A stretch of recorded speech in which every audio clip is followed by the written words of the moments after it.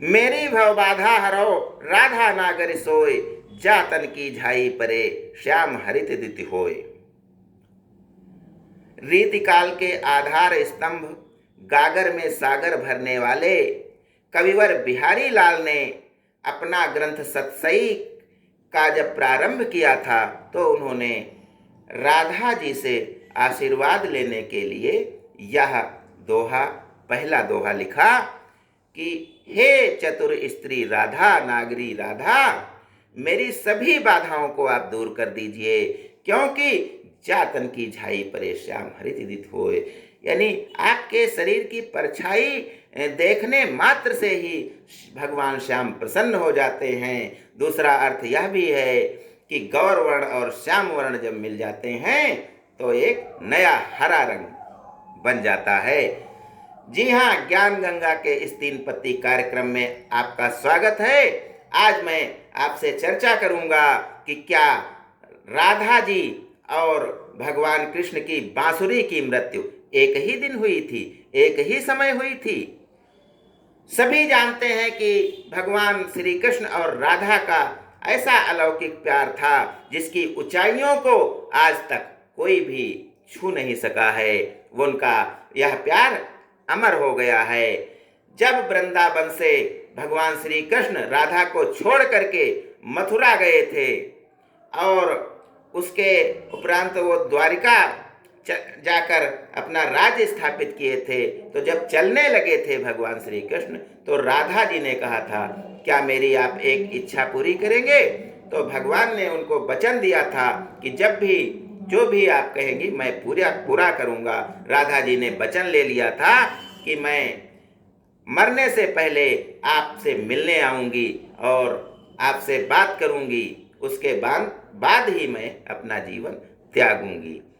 जब भगवान कृष्ण द्वारिकाधीश बन गए और वे द्वारिका में अपना राजकाज करने लगे, राधा भी अपने जीवन के अपने पारिवारिक दायित्वों को पूर्ण कर चुकी थीं और वे वृद्ध हो गई थीं और चलने फिरने में भी उनको परेशानी होने लगी थी।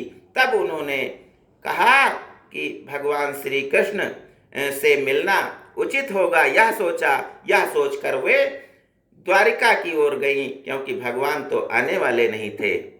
जब वे महल में पहुंची हैं तो भगवान श्री कृष्ण ने उन्हें दासी के रूप में महल में नियुक्त कर दिया कि चलो इनसे हम बात भी कर लिया करेंगे कभी कभी।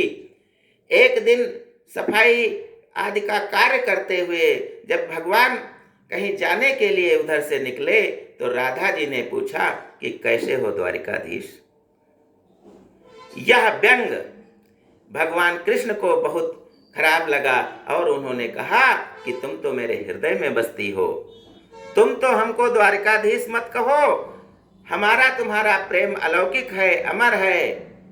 राधा जी ने कहा कि इसी कारण आपको द्वारिकाधीश कहते हैं, क्योंकि तब आप हमारे साथ हमारे बराबर के प्रेम में भागीदार होते थे, लेकिन आज आप बंसी नहीं बजाते हैं, अब तो आप सुदर्शन चक्र चलाते हैं।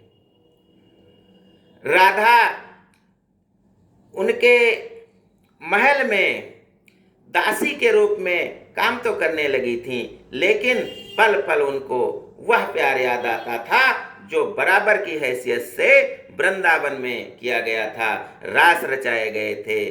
और इसी बात से दुखी होकर राधा वन में चली गई श्री कृष्ण भगवान को छोड़ करके, और वहाँ बहुत दिन तक कुटिया बनाकर रही। अंत में एक दिन जब उन्होंने जाना कि मैं अब और अधिक नहीं चल सकूंगी, मेरा शरीर जवाब दे रहा है, तो उन्होंने अंतिम इच्छा ये प्रकट की कि भगवान श्री कृष्ण हमारे समक्ष आए। भगवान ने अपना वादा निभाया और राधा के समक्ष जब पहुँचे और कहा कि क्या हाल है, तो राधा जी ने कहा कि मेरी अंतिम इच्छा है वो आप पूरी कर दीजिए, क्योंकि आप वचनबद्ध हैं। मैं वही बांसुरी सुनना चाहती हूँ जो आपने वृंदावन में बजाया था, जिसको देख करके जिसके आसपास सभी पशु पक्षी इकट्ठा हो जाया करते थे और हमारा प्रेम चौगुना बढ़ जाता था। भगवान ने बंसी निकाली और इतनी अच्छी तरीके से, इतने अच्छे तरीके से मधुर तान छेड़ दी और राधा उन्हीं पुरानी यादों में खो गईं जब वे और भगवान श्री कृष्ण युवावस्था में रास लीला किया करते थे। और बंसी का मधुर जो ध्वनि जब तक खत्म हुई, समाप्त हुई, तब तक राधा के प्राण पखेरु उड़ चुके थे। उनका दिवंगत शरीर भगवान कृष्ण के चरणों में पड़ा था। यह देखकर भगवान बहुत दुखी हुए और उन्होंने बंसी को उसी समय तोड़ दिया। इसके बाद भगवान श्री कृष्ण ने कभी भी कोई वाद्य यंत्र नहीं बजाया। तो यह थी राधा और भगवान श्री कृष्ण के अलौकिक प्रेम की एक घटना जो राधा को निगल गई और उनकी बंसी को भी निगल गई, यानी दोनों की मृत्यु एक ही दिन हुई थी। अगली बात मैं जो आपसे बताना चाहता हूँ कि जब हम मोटे हो जाते हैं, हमारा शरीर स्थूल हो जाता है, मोटा हो जाता है, तो समाज में हमारे साथ अच्छा व्यवहार नहीं किया जाता है।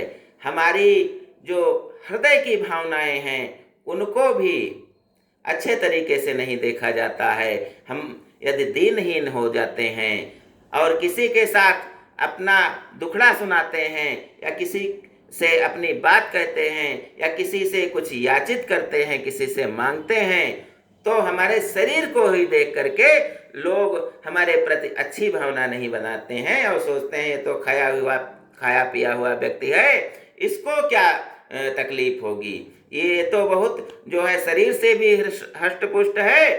तो इसलिए जब कोई मोटा व्यक्ति हमारे सामने भिक्षा मांगने आता है तो हम उसको नहीं देते हैं, क्योंकि शरीर को देख करके ही हम तमाम अनुमान उसके बारे में गलत लगा लेते हैं और कि यह कभी दुखी हो ही नहीं सकता, ये झूठ बोल रहा है, ये नाटक कर रहा है, ऐसी बात हमारे मन में आने लगती है। अगली बात मैं जो बताना चाहता हूँ कि जब हमारे दांत में कोई तिनका फंस जाता है तो हमारे मुंह के सारे अवयव, चाहे जीभ हो, सबका ध्यान उसी पर होता है, हमारा दिमाग भी उसी पर लग जाता है और जब तक हम उसको नहीं निकाल लेते हैं तब तक हमें चैन नहीं मिलता है। तो ऐसा क्यों होता है? इसका कारण यह है कि हमारा शरीर और हमारा मस्तिष्क किसी भी दशा में अपनी रक्षा करना चाहता है, अपने को परेशान नहीं करना चाहता है, क्योंकि दांत का टुकड़ा आज दांत में जो फंसा है वह रात में सड़ेगा और हमारे दांतों को बीमार कर देगा। इसलिए हमारा पूरा ध्यान उस पे लगता है, क्योंकि इसको लग करके निकाल दें तो हमारे दांत सुरक्षित रहेंगे, हमारा मुंह सुरक्षित रहेगा। और इस प्रकार से यही कारण है कि हमारी सारी उस समय कुछ भी अच्छा नहीं लगता है, सारी इच्छाएं, सारा मन उसी दांत के फंसे टुकड़े में अटका रहता है। यह एक अच्छी बात है कि यह हमारे मन में स्वाभाविक रूप से हो जाता है, नहीं तो लोगों के फंसे रहते और लोगों के दांत और मुंह दुर्गंध देने लगते, सड़ जाते। अगली बात मैं आपसे बताना चाहता हूँ कि हमारा जो हिमालय पर्वत है इसको दक्षिण से कठोर चट्टानें टक्कर मारती हैं, गोंडवाना लैंड वाली, और उत्तर में अंगारा लैंड है। तो बीच में जो पहले ये टिथीस सागर था, वहाँ जो तलछट जमा हुआ वह कागज के पन्ने के समान वलय के रूप में, श्रेणियों के रूप में ऊपर उठने लगा है और यह प्रतिवर्ष दोनों ओर से जब दबाव पड़ता है तो ऊपर 5 सेंटीमीटर उठ जाता है। तभी 1980 में हम लोगों ने पढ़ा था कि एवरेस्ट की ऊंचाई 8,848 मीटर है, लेकिन आज हम पढ़ते हैं कि वह 8,850 मीटर है, यानी हिमालय पर्वत प्रतिवर्ष 5 सेंटीमीटर ऊपर उठ रहा है। धन्यवाद। जय हिंद, जय भारत।